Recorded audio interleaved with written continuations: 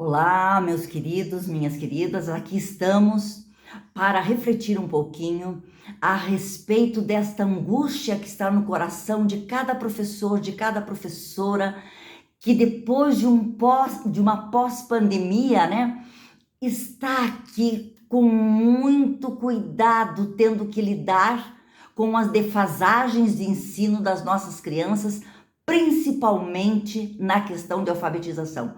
E quando eu falo alfabetização, eu estou sim me referindo aos períodos primeiro ano, segundo ano e terceiro ano, porque é um período alargado para que se possa realmente compreender os conceitos mais complexos a respeito da língua escrita. O primeiro deles é: a escrita é a representação da fala. Portanto, tudo que nós falamos pode ser escrito. E o segundo deles é que a escrita vence o tempo e a distância. O que escreveram em 1800, o que escreveram em anos passados, nós podemos ler hoje, amanhã e daqui a 100 anos. Esse tipo de trabalho, esse tipo de reflexão faz com que a criança olhe para a escrita de uma forma diferente. Pois é, Sandra, mas como fazer isso se essas crianças não tiveram o suficiente approach nesses anos de pandemia? Não tem problema, minhas queridas. Isso se resolve cantando, lendo literatura infantil, trabalhando com adivinhas, trabalhando com quadrinhas. Vamos trabalhar o lúdico o tempo inteiro com as nossas crianças de primeiro, segundo e terceiro ano, para que elas, através de através de textos curtos, consigam compreender as regras da escrita, que se escreve da esquerda para a direita, que entre uma palavra e outra tem espaçamento, mas principalmente que elas despertem o desejo de aprender mais a ler e a escrever em todos os anos do ensino fundamental 1. É necessário que as cantigas de roda vão para o quadro e sejam objeto de análise, que as adivinhas vão para os cartazes e sejam objetos de análise. Vejam bem, das adivinhas eu não estou falando só das respostas. Eu estou falando também da nossa interferência na leitura, apontando com a régua, com a mão, que se escreve da esquerda para a direita e de cima para baixo.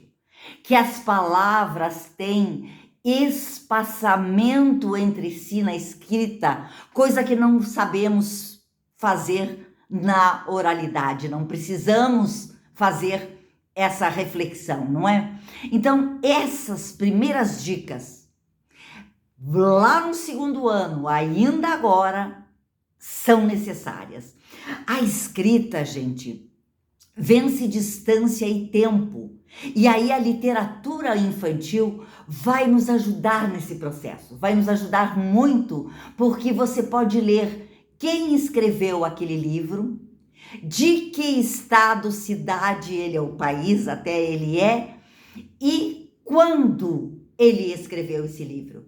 E graças à escrita, que é uma forma de registro da fala, estamos ali tendo acesso àquela história, àquela adivinha, àquele quadrinho, àquela peça de teatro. Mas como fazer, Sandra, de fato, que essas crianças avancem mais rapidamente? E aí, minhas queridas, vem a segunda questão, que é a produção coletiva. A produção sobre qualquer área do conhecimento. Você fala em ciências, em geografia, em história e matemática.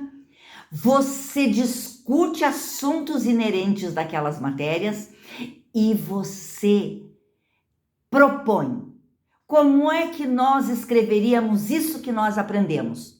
Seja quarto ano, seja primeiro, seja terceiro, não importa. Importa que aquela turma me diga, medite o que foi compreendido, o que foi concebido. E eu então transformo aquilo em escrita, com letras maiúsculas, com espaçamentos, com sinais de acentuação, com sinais de pontuação. Ai, Sandra, mas só a gente fazendo isso não é o suficiente. Não, não é o suficiente. Nós vamos também colocar a nossa criança em situação de escrita, em situação de produção de palavras, frases e textos, mas textos com função social, palavras com função social. No trânsito, a palavra pare só tem 4 letras e está em uma placa vermelha. Ela cumpre o seu dever, o carro tem que parar. Análises como essa ajudam muito nossa criança a perceber essas questões. Esse é o caminho que eu posso dizer para que recuperemos os prejuízos deixados pela nossa pandemia, infelizmente.